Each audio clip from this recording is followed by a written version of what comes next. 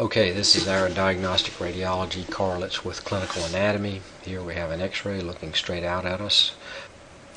Alright, course goals, we've got to have those, that's what they tell us, but we're going to go over basics of image generation and talk about how that relates to gross anatomy, learn some of the strengths and weaknesses and indications of exams, and develop our medical vocabulary.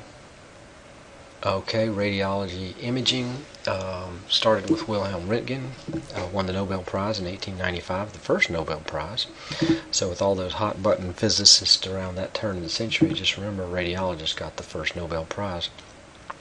And he didn't patent the invention. He thought it was something for the good of mankind, so he didn't try to make millions of dollars about that. So just remember, first radiologist gave up his patent. Probably could have made a bunch of money. He figured out x-rays. He wasn't quite sure what he was dealing with, so he called his wife and said, here honey, come in here and stick your hand in this machine and we'll take a picture and see what happened. And so this is Bertha Röntgen's hand, and famous x-ray, first x-ray taken. We have on authority that she kept all our fingers after that. He's a real snappy dresser. Look at that, radiologists have always been pretty snappy dressers. But our basic tools that we're going to be looking at, we're considering x-ray, ultrasound, nuclear medicine, and then magnetic resonance and CT. So x-ray is kind of a big table. The patient lays here. An x-ray tube fires high energy photons that travel through the patient.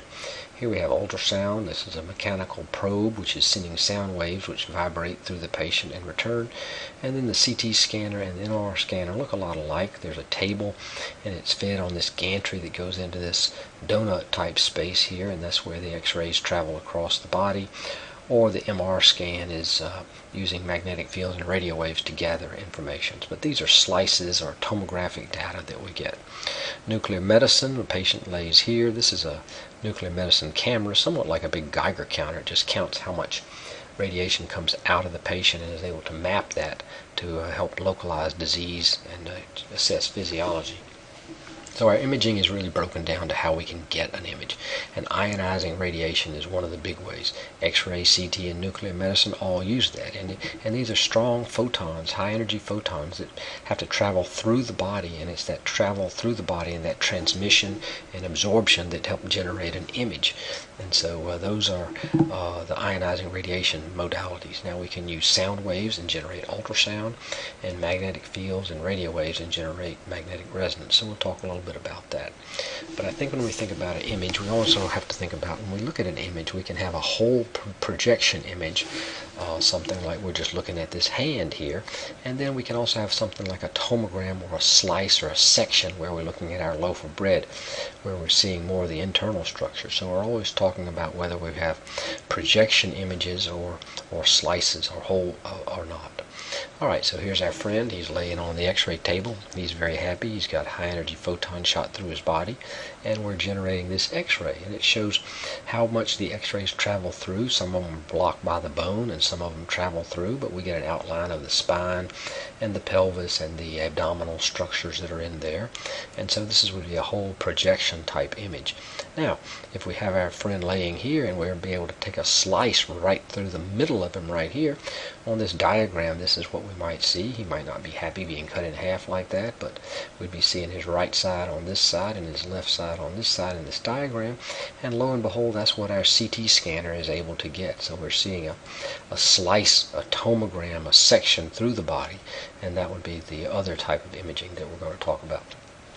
So just to start off with x-ray, it is a high energy photon, it is ionizing radiation, and it travels through the body and it hits a detector or a film and creates an image, and we saw that. Now the thing about x-ray you have to realize is you really only see 4 different kinds of tissue in x-ray. You see air, and you see soft tissue, and you see bone, and you see fat. And we have these marked here on the abdomen. Here a little bit of air outlining bowel with some intestines and stool and the right colon. Soft tissue, just portions of the abdominal wall and liver in here. Here's the bone of the iliac bone, the iliac crest, part of the pelvis.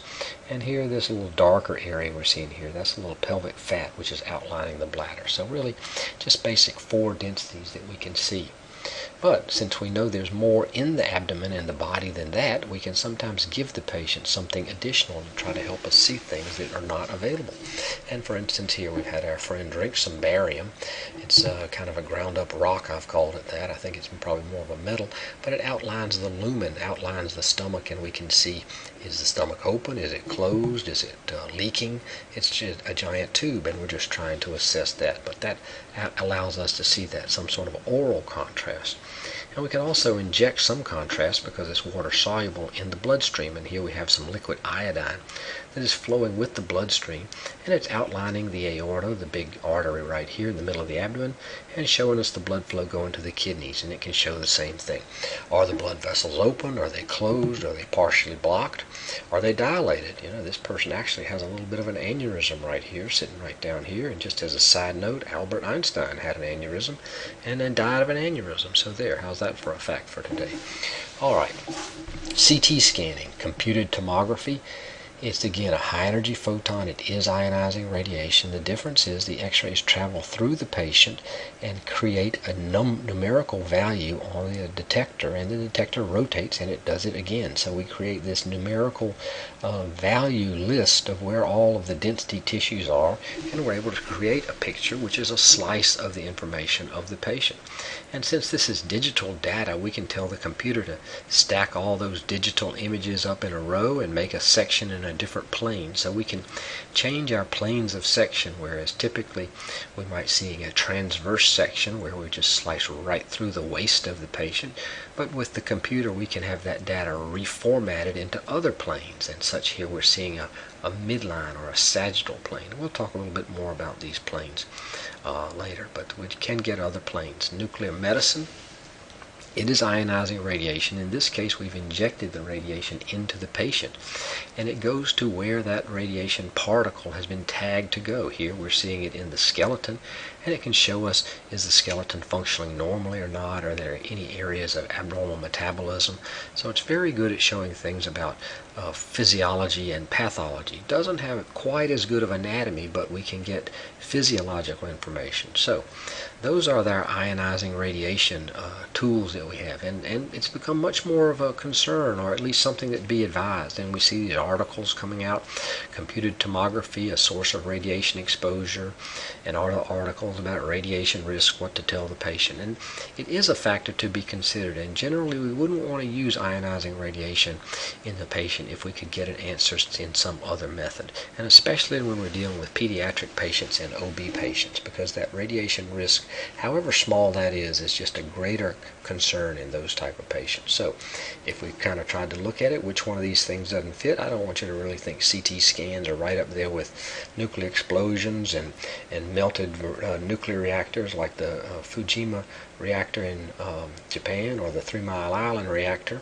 But it is ionizing radiation, and why is that important? Well, that ionizing radiation can break a DNA strand, and that DNA strand breakage can then lead to incomplete repair in the cell, and could lead to genetic damage, and specifically to a cancer risk. So that ionizing radiation from free radicals, and there's the radiation itself, can break bonds, and it's that DNA bond breakage which can be a problem. So it's a small problem, but it is something we're aware of, and we try to minimize radiation as much as we can.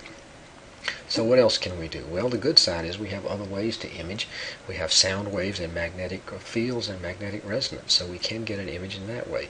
Sound waves, high energy, high frequency, megahertz, but this is high energy in a sound wave, so this is not ionizing radiation. This is sound waves, and these are in the megahertz range. So hearing is typically in the hertz to kilohertz, so this is 1,000 times greater than the range with hearing. But that sound travels through the body, and if it hits something, it can reflect, and it can tell us something about how deep the structure is, tell us something about how much fluid is in the body. It can tell us a good bit of information, and it does not have ionizing radiation.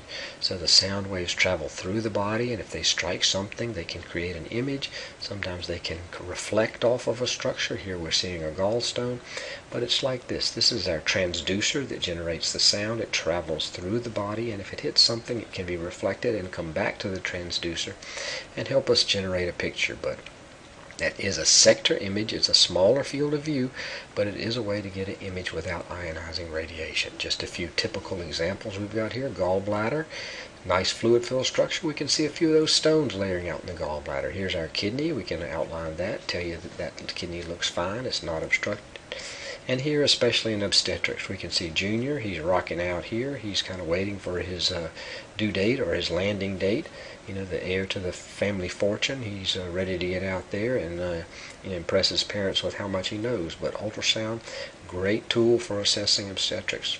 The fluid-filled structures are best for ultrasound. Magnetic resonance, magnetic fields and radio waves. Pretty complicated physics how that all takes place. The point of the matter is it is not using ionizing radiation. This is using the reactions of the nucleus of the atom and not the electron shell. So it really has nothing to do with chemistry, but how that reaction of that nucleus, the protons in the nucleus respond to the radio wave is what generates our image. And so we're able to gather these sections. And the good thing about MR is we're able to get multiple planes. And this diagram best demonstrates the typical planes we'll see. So we'll have an axial plane, a transverse plane, typically along the axis of the body. We can think of that as a plane that typically just cuts the person in half across the waist or the neck or the head. Axial plane. And then a sagittal plane is more of a midline plane, where we're seeing here the patient's facing to the right. There's the nose. And then we can have coronal planes, which are oriented in this plane. So it's sort of like the corona of the crown of the queen, and we can see the tiara or the crown sitting on top here. So axial, sagittal, and coronal planes. The advantages with MR, here's a good example. Here's our lumbar spine. We've got these diagram where we can see the vertebral bodies, and we can see the disc and the nerves there, and we know they're there. Now on the x-ray we get a pretty good view of that, but we really can't see that disc. We know it's there. We can't see that nerve root. We know it's there. We get a good view of the bones, but that's what we get. The soft tissue blends together. With our MR scan, we're able to see those disc tissues again. So we can see this disc pushing backwards a little bit. We can see those nerve roots. We can get a much better idea of what exactly is going on. So MR, very good tool for soft tissues, more so than we can get with x-ray. Just another example. Here's our knee, lateral view of the knee, patella right out here. And so we know there's a lot of tissues and structures in the knee. We've seen all those sports shows where some athlete damages their anterior cruciate ligament or posterior cruciate ligament or their menisci. Well, here's the patella, so we can see the patella on both, but here we can also see that patella tendon as it inserts inferiorly in the tibia. And we can see here posteriorly, here are those cruciate ligaments that are so critical for our athletes. So MR, great looking for soft tissues. So I think in summary, if we think about what we've got our section planes we're going to be talking about. You'll see them in gross anatomy, axial, coronal, and sagittal. We talked a bit about how the images are generated, remembering that we've got ionizing radiation. And just remember we've got our ways that we're able to gather information, and we have the ionizing radiation modalities, and we have nuclear medicine, and we have CT or computer tomography, and we have x-ray, and all three of those use ionizing radiation. So they're safe, but we always just need to be realizing, do we have an ability to get information another way, and is this really beneficial to the patient? Because we don't want to take any risk, any radiation risk, however theoretical or however small, without a clear idea of the benefit that we're getting. Ultrasound and magnetic resonance do not have the ionizing radiation, but we're always trying to think, what information are we trying to get? We're really not just trying to make a picture. We're always trying to gather information that has some clinical benefit. Those tomographic planes we talked about again, just more of a diagram, axial, coronal, and sagittal. And just to remind again, when we talk about a projection image, just remember when we look at a projection image, all that information is being summed into one plane. So we're looking here at the foot. Here's the big toe and the other toes here. I guess this would be the knuckles of the toes, if we're going to say toes have knuckles. And if we compare these two, we can see that this foot over here has got this oval area that's very dense right there in between the first toe and the second toe. And we can ask ourselves, well, what is that BB or what is that oval area there? And it's really very dense. It's very white, so that's density. So it's a lot denser than bone. In effect, that is metal. So one key thing with X-rays, we always try to think about, well, what would that look like from a different view? And we typically want to get another view in X-ray that's at 90 degrees to the first view. So that way we can compensate for the fact that the information is all foreshortened and overlapping. So when we take that lateral view, we can look from the side and we can see, lo and behold, that wasn't a BB. That actually is a nail that's going through the sole of this gentleman's shoe. And so he knew that obviously when he came in, but just to remind you how different an X-ray can look if we're only thinking of it in one plane. We always have to realize that it's a compressed image, and that two planes best at 90 degrees to each other would be the best way to evaluate that. Okay, thank you. I think that kind of summarizes things, and we'll go on from there.